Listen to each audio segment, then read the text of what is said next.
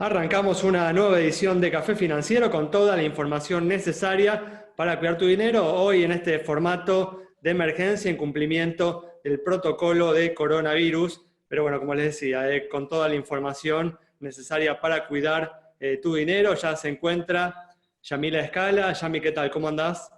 Muy bien, ¿cómo les va? Hoy nos vas a brindar información de seguridad vial en ocasión del Día Internacional del Peatón, que fue el lunes pasado. Los usuarios más vulnerables del sistema de tránsito. Muy bien, también se encuentra Melina Manfredi. ¿Qué tal, Meli? ¿Cómo andás? ¿Qué tal, Ale? ¿Cómo andás? Muy bien, bueno, Meli, hoy nos traes una buena noticia. Vas a hablar del aumento que percibirán los jubilados y pensionados a partir del mes que viene. Así es, una buena noticia para sus bolsillos. Muy bien, en instantes esta información. También se encuentra Daniel Vicien para repasar lo sucedido en los mercados de capitales. Daniel, ¿cómo andás? Muy bien, Alejandro, ¿cómo estás? Gracias. Muy bien, bueno, en instantes vamos a estar dialogando, Daniel, y en el último bloque vamos a conversar con el economista Fernando Navajas para analizar las principales noticias económicas de estos últimos días. Vamos a ir ahora a una breve pausa. En instantes regresamos con todos estos temas.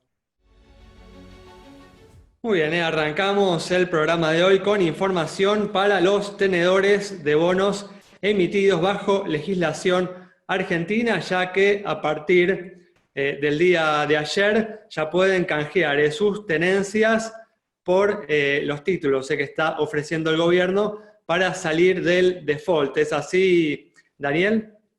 Y ya se publicó y ya se presentó en la SEC, así que ya está abierto el canje. El canje es, la más temprana es hasta el 4 de septiembre y hay otra fecha más tardía.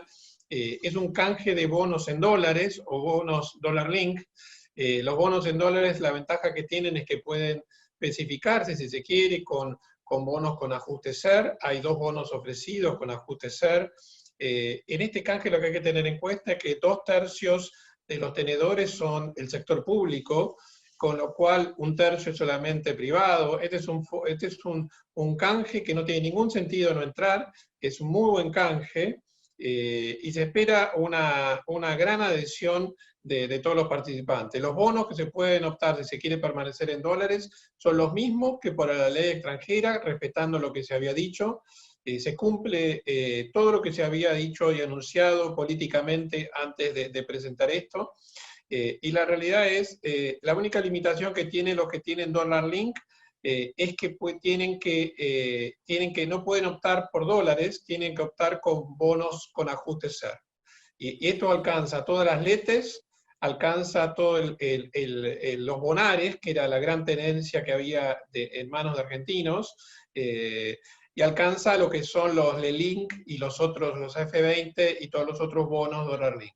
Pero este es un monto interesante, es un monto grande de deuda que se va a canjear seguramente, y no tiene sentido demorarse, porque en caso de demorarse, la compensación de intereses que corre va a correr desde más tarde, entonces conviene ingresar lo antes posible este canje. Y Daniel, ¿hasta cuándo hay tiempo, ¿no?, para ingresar? Mirá, este canje es hasta el 1 de septiembre, pero las casas de bolso, los bancos te van a pedir que ingreses antes, y hay que hablar con cada uno para ver cuándo es. La fecha de liquidación es la misma que para canje de ley extranjera, que es el 4 de septiembre, entonces ya están corriendo los tiempos y ya deberían estar pasándose los bonos para canjearlo. Una vez que uno acepta es irrevocable, a menos que se cambie la fecha, pero esta fecha no se va a cambiar porque va a tener una gran adhesión y ya es la última propuesta. Es decir, con estas últimas propuestas, la Argentina el 4 de septiembre ya cerraría muy probablemente esta etapa de canje de bonos, tanto de ley extranjera como de ley local. Muy bien, bueno, dijimos en la apertura que teníamos una buena noticia que se conoció en estos últimos días. Los jubilados y pensionados van a percibir un aumento del 7,5% a partir del mes de septiembre. ¿Qué información tenés, Meli, sobre este tema? Sí, Ale, como vos decías, es un aumento por decreto, el tercero, que se impone de esta manera durante lo que va de 2020. Esta vez es de 7,5, va a llevar la jubilación mínima a la zona de los 18.129 pesos. Así acumula la jubilación mínima un aumento de 28,9 en lo que va del año. De acuerdo con lo que dijo el gobierno, las jubilaciones de este tipo estarían teniendo un incremento en términos reales de 5,5, esto pensando siempre en el primer semestre, ¿no? Hasta junio. Teniendo en cuenta la inflación de julio, ya esa ganancia real estaría en 3,5, y teniendo en cuenta, o estimando más bien, una inflación para agosto de alrededor del 3%, la jubilación mínima saldría más bien empatada. ¿Y qué hubiera sucedido, Meli, si se hubiera aplicado, ¿no?, el índice de actualización que está en la legislación aprobada a finales del 2017? Claro, ese índice está suspendido, se suspendió al menos hasta fin de año en el contexto de la pandemia. La realidad es que el índice hubiera sido más beneficioso en el caso del aumento que correspondía para este mes, hubiera sido de 9,88, habría llevado la jubilación a 18.530 pesos en lugar de 18.129, y además, si lo hubieran aplicado desde enero, febrero hasta este momento, la jubilación hubiera subido de 14.068 en enero y en febrero a unos 19.123 pesos para lo que sería el mes de septiembre. Esto habría sido un aumento nominal, claro, de 35%, con lo cual hubiera estado 6 puntos por encima de estas diferentes fórmulas que se fueron aplicando a lo largo de estos últimos meses. Muy bien, pero bueno, hay que decir que aún con un aumento inferior al que establece la ley, el sector público argentino se prevé, ¿no?, que va a terminar este año con un déficit superior al 10% del PBI, entre los mayores de la historia, así que definitivamente quienes en los próximos meses puedan mantener su ingreso actualizado con la inflación pueden considerarse afortunados. Pero bueno, vamos a cambiar ahora el ángulo de la información, y el lunes pasado fue justamente el Día Internacional del Peatón, y como dijiste, Yami, al inicio del programa, un individuo muy poco respetado, ¿no?, acá en la Argentina por los automovilistas. Sí, que no tiene ningún elemento de protección más que estar atento y depender de la actitud del que maneja. Entonces, a ver, estamos hablando del 22% de los muertos en accidentes de tránsito en la Argentina, y concretamente en Buenos Aires alrededor del 33%. Con datos de Luchemos por la Vida se hizo una observación que arroja los siguientes resultados. De 1.536 situaciones observadas en Ciudad de Buenos Aires, esto se hizo entre diciembre y febrero de este año, o sea, diciembre de 2019 y febrero de este año, el 88% en el total de esas situaciones observadas no otorgaron, ¿sí?, el paso al peatón, en situaciones muy claras donde el que manejaba podía frenar y donde el peatón ya había iniciado su marcha. Estos datos, a ver, estamos hablando de 9 de cada 10 conductores que no están otorgando esa prioridad, y que en realidad tienen que ver también con las observaciones que hacemos diarias nosotros como peatones o como conductores, y la importancia de tomar conciencia de esto una y otra vez más, con dos cuestiones clave, Alejandro. Por un lado, lo que tiene que ver con cruzar también como peatones por la senda peatonal y tratar todo el tiempo de respetar esa indicación, ¿sí? Y por otro lado, esto de mirar hacia dos lados, porque no olviden que puede estar viniendo una bicicleta del otro lado, y eso, si bien tal vez no implica un accidente fatal, sí puede implicar un montón de otro tipo de lesiones, ¿sí? Así que bueno, también considerando esa cuestión. Y el otro día, Yami, también fue el Día de la Infancia, ¿no?, este nuevo nombre que se le da al Día del Niño. ¿Qué recomendaciones tenés, ¿no?, para aquellas personas que llevan a sus hijos en el automóvil? Sí, y recordando que hasta los 10 años, ¿sí?, es que se pretende que haya este sistema de retención infantil, o sea que la ley, en especial en rutas nacionales, indica, según el peso, según la altura, hay diferentes, ¿sí?, tipos de la famosa sillita, para que los chicos, porque en especial los de 7 a 10, son los que muchas veces, en gran porcentaje, viajan sin ningún tipo de protección.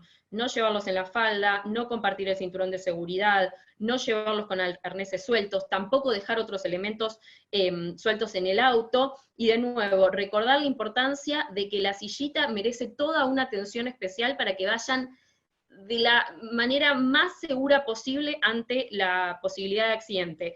Recordando este dato, y con esto termino, el sistema de retención infantil está indicado que reduce hasta un 70% las lesiones graves o fatales en accidentes de tránsito. Es impresionante el número de lo que se puede salvar una vida o una lesión. Muy bien, información realmente muy importante. Cerramos con ella este bloque. Quédate con nosotros. En instantes estamos de regreso en este formato, como les he dicho, de emergencia, cumpliendo con el protocolo de coronavirus. El viernes que viene, si no surge ningún imprevisto, estaremos nuevamente con nuestro formato habitual.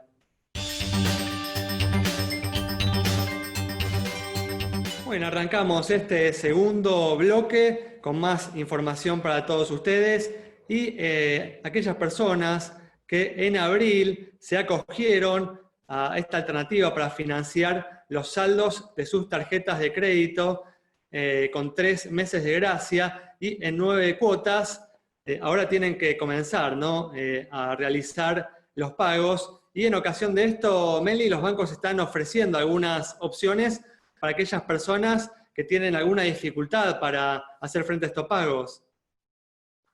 Claro, dale, porque lo hemos hablado en el programa, ¿no? En abril parecía que 3 meses de gracia iban a ser un montón y que la pandemia iba a terminar y demás. Bueno, lo cierto es que empezaron a llegar los resúmenes de cuenta con o sea, la primera cuota de aquel saldo impago que se estaba refinanciando, y bueno, los bancos empezaron a notar que algunos clientes tenían problemas o no estaban percibiendo sus ingresos en tiempo y forma, con lo cual algunas entidades privadas, particularmente el caso de HSBC y Banco Macro, lo que hicieron fue implementar algunas facilidades. En el caso de HSBC, lo que hizo fue, en vez de 9 cuotas, permite refinanciar en una mayor cantidad de cuotas, siempre a la misma tasa de 43%, que es la tasa que está limitada por el Banco Central. Y en el caso de Banco Macro, les ofrecen a los clientes que están teniendo problemas un préstamo personal que se puede hacer hasta en 60 cuotas, con una tasa menor al 50%, para cancelar el saldo de la tarjeta de agosto y, bueno, poder ir haciendo frente a otros gastos que vayan teniendo los clientes. El resto de las entidades me decía que lo están analizando, están viendo a ver si realmente se justifica o no hacer una oferta específica, que la idea siempre es estar al lado de los clientes. Y un dato para los que estén enfrentando algún problema en este sentido es que la tasa de 43 es para todo tipo de refinanciación. Muy bien, buena noticia entonces para los clientes de los bancos que mencionaste. Esperemos que el resto de las entidades también presenten, ¿no?, algún tipo de alternativa para los clientes que tienen dificultades para hacer estos pagos. Y vamos a repasar ahora las mejores alternativas de inversión disponibles para aquellas personas que están evaluando qué hacer con su dinero. Daniel. Bueno, Alejandro, nosotros seguimos recomendando dolarizarse y hay varias alternativas. La alternativa más simple es dolarizarse a través de algún bono que esté atado al ajuste del dólar oficial, del dólar mayorista, con lo cual ese bono tendría en caso que haya un movimiento del dólar oficial, tomaría ese ajuste. Esos son bonos que se pueden comprar en forma individual, pero tiene un poco de volatilidad, o se puede comprar un fondo común, que existen varios en el mercado. Nosotros tenemos uno, que lo que te permite es invertir en un fondo que se ajusta con el dólar a 3.500, que es el dólar oficial. Otra alternativa para que alguien de un poquito más de riesgo consiste en comprar CDRs, que es comprar en pesos un bono en una acción de Estados Unidos, una acción del NICE, que hay más de 200 acciones, uno puede comprar Amazon o lo que uno quiera, o Apple o lo que uno quiera. La realidad es que tiene implícito un tipo de cambio contado con liquidación. Uno entra en pesos, sale en pesos, no paga impuesto a las ganancias por la diferencia de cambio, y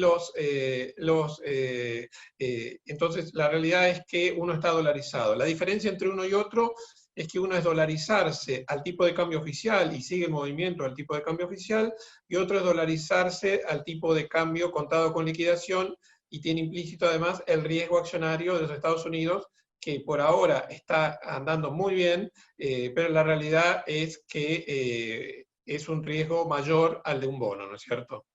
Muy bien, cerramos entonces este bloque con las recomendaciones de Daniel Vicien. Quédate con nosotros. Al regreso vamos a estar dialogando con el economista Fernando Navajas.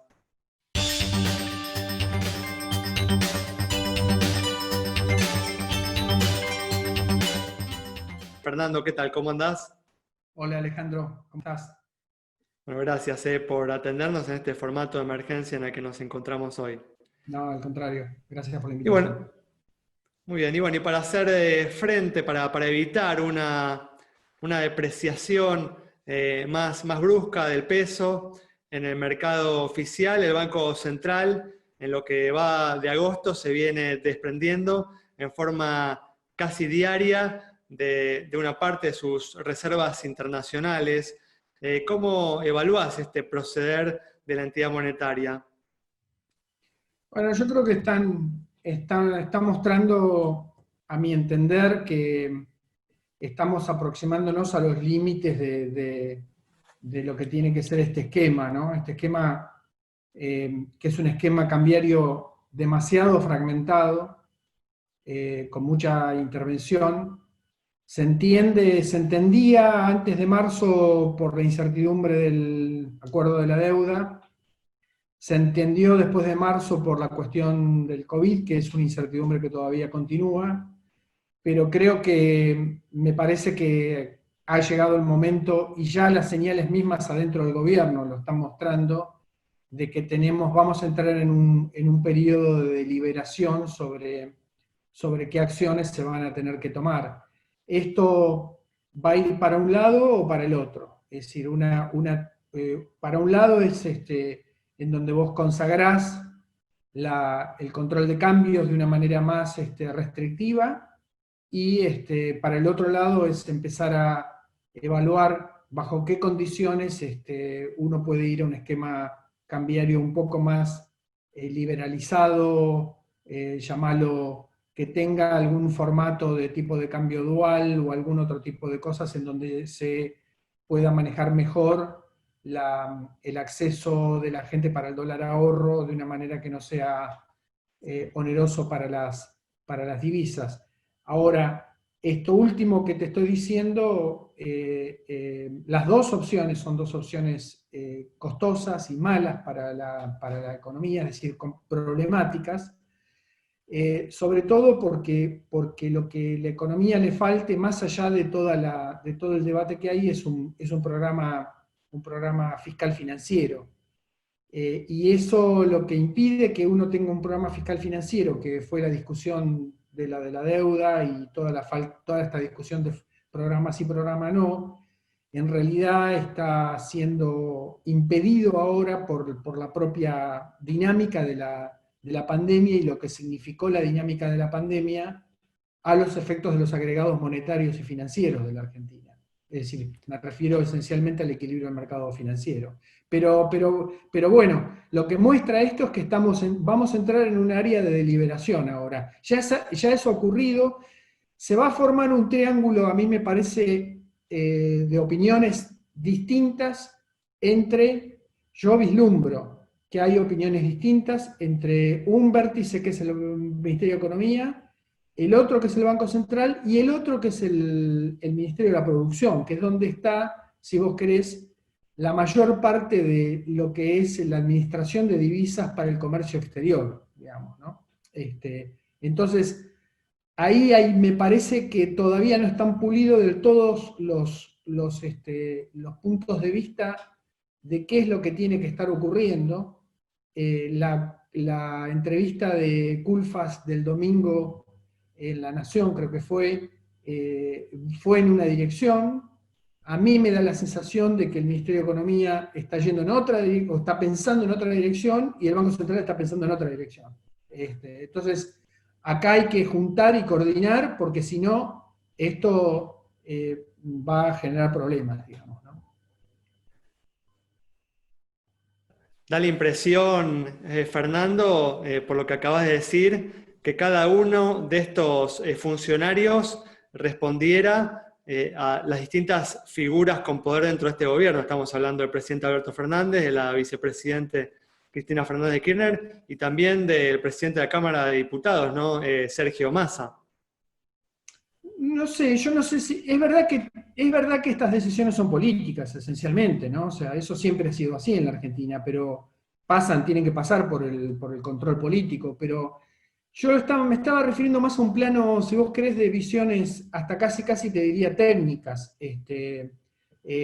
Estaba pensando en la figura del presidente del Banco Central y en la del ministro de la Producción y en Guzmán. Pero no porque yo diga que haya una pelea entre ellos, no estoy diciendo eso. Lo que estoy diciendo es como que es como cuando uno llama a tres médicos y los diagnósticos no son exactamente los mismos de por dónde hay que ir. A mí me da la sensación de que Culfas está en una posición en donde, él lo ha dicho, está incómodo con la brecha, pero no está tan incómodo con un régimen cambiario y un nivel de tipo de cambio como el que tenemos. Me parece que economía es donde está la idea de hacer una revisión más razonada desde el punto de vista macroeconómico de lo que tiene que ser el esquema. Y del otro lado, o sea, Culfas está en el medio, del otro lado está el Banco Central que casi por una cuestión de regulación prudencial está compelido a tener que ir hacia una dirección de reforzamiento del cepo, digamos, ¿no? Ese es el problema el problema que tenemos está ahí. Esto navega la danza de los trillones. La danza de los trillones son los trillones de pesos que fueron emitidos, o sea, básicamente un trillón, ¿no? Un trillón de pesos para financiar el fisco emitido desde diciembre, con efecto monetario neto de 300.000, porque 700, 800 son las LELIC. Del otro lado, un trilloncito de suba de los depósitos, con una contracción crediticia. Entonces, todo este acomodamiento es como una especie de yoga en donde el cuerpo se va moviendo, pero está clarísimo que si hay 4 millones de argentinos que van todos los meses a comprar al tipo de cambio tarjeta, es que hay un desequilibrio, y ese desequilibrio tiene que ser tratado, tiene que ser terapéuticamente tratado desde el punto de vista económico, digamos, no puede quedar ahí.